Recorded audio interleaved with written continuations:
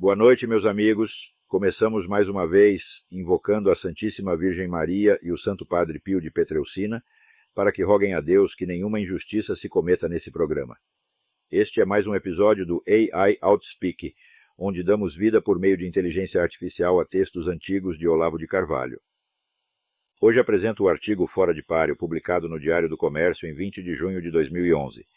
Em artigo recentemente publicado no Estadão, Eugênio Butti, que se diz professor universitário, e pior ainda, talvez o seja realmente, denuncia, com horror sacrossanto, a emergência de uma nova direita que tem o desplante, a arrogância, a intolerável empáfia de ir além do limite que lhe foi fixado pela esquerda, a defesa da economia de mercado, e externar opiniões até mesmo em assuntos morais, culturais e filosóficos. Contra esse abuso criminoso das liberdades civis, Butti não perde tempo refutando argumentos. Dispara contra o objeto de sua indignação cívica o arsenal inteiro dos chavões consagrados: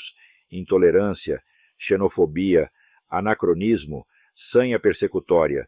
fundamentalismo, prepotência, extremismo, retrocesso, etc., etc., e sai todo satisfeito acreditando que disse alguma coisa.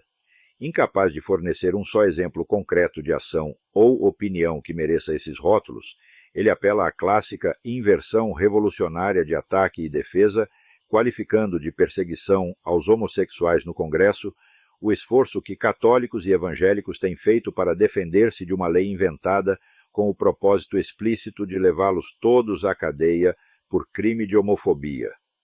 Inversão tanto mais insultuosa e ridícula, porque, no caso, o perseguido tem a força do governo, da grande mídia, do show business e do establishment universitário, enquanto o perseguidor não tem sequer a totalidade dos púlpitos nas igrejas. O lobo da fábula inventou 1001 contra o cordeiro, mas não o acusou de persegui-lo. Esquivando-se ao debate com representantes nacionais da tal direita, dos quais parecia estar falando, Butti ataca à distância a senhora Marine Le Pen por defender a opinião hediondamente direitista de que o escândalo Strauss-Kahn revela algo da podridão moral da classe política francesa, como se não fosse prática geral, centenária e obrigatória entre esquerdistas apontar cada sem-vergonhice pessoal de líderes, governantes ou empresários como prova da ruindade intrínseca do capitalismo. Chega a ser admirável o despudor com que o articulista do Estadão ostenta em público sua incapacidade ou recusa de raciocinar com algum senso de equidade, de justiça, de equilíbrio. O fato de ser acusado de um crime sexual não transforma Strauss-Kahn no representante de uma elite estupradora. Protesta ele, fingindo ignorar que a noção mesma de elite estupradora é uma invenção da esquerda feminista, e já 2 parágrafos adiante joga sobre nós, os porta-vozes daquilo que ele chama direita histriônica, a responsabilidade por assassinatos de líderes ambientalistas, como se o fato de escrevermos contra a União Europeia ou a PL 22 nos transformasse em mandantes de crimes no interior do Brasil. O desejo irrefreável de imputar culpas mediante associações fantasiosas já é imoral o bastante, mas Butti soma a calúnia, o insulto, quando reconhece que os autores daqueles crimes jamais foram descobertos, donde se conclui que, na cabeça dele, a total incerteza quanto aos agentes materiais do delito é fonte de certeza quanto aos seus culpados intelectuais remotos. Será exagero meu dizer que esse professor de moralidade tem um senso moral pervertido, baseado em ódio insano e sem o mínimo controle racional? Mas, hiperbólico e desgovernado, o quanto seja nos seus julgamentos morais, Butti não é destituído daquele senso de autopreservação que é, na esfera da mesquinharia humana, a versão caricatural da prudência evangélica.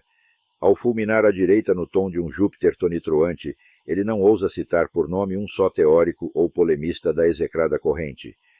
Limita-se a aludir de passagem ao deputado Jair Bolsonaro, que não é nem uma coisa nem a outra, e que, sendo pessoa alheia aos debates intelectuais, não lhe oferece o menor perigo de um revide. escrevendo com os típicos esgares patéticos de quem se esmera na ginástica impossível de alegar indiferença superior enquanto gesticula e berra para infundir na plateia o temor de um perigo iminente, ele torna ainda mais problemática essa operação, já de si complexa, ao fundi-la com o esforço teatral de fingir coragem ante adversários que ao mesmo tempo insiste em conservar ausentes, anônimos e abstratos. Quando ele os chama histriônicos, é impossível não ver nisso o mecanismo grosseiro e típico da acusação projetiva. Se o estilo é o homem, Eugênio Butti está definitivamente fora de páreo em qualquer debate sério. Falta-lhe franqueza, consistência e aquele mínimo de controle autocrítico sem o qual o melhor mesmo é só puxar discussão com entidades genéricas, fugindo ao confronto com interlocutores de carne e osso.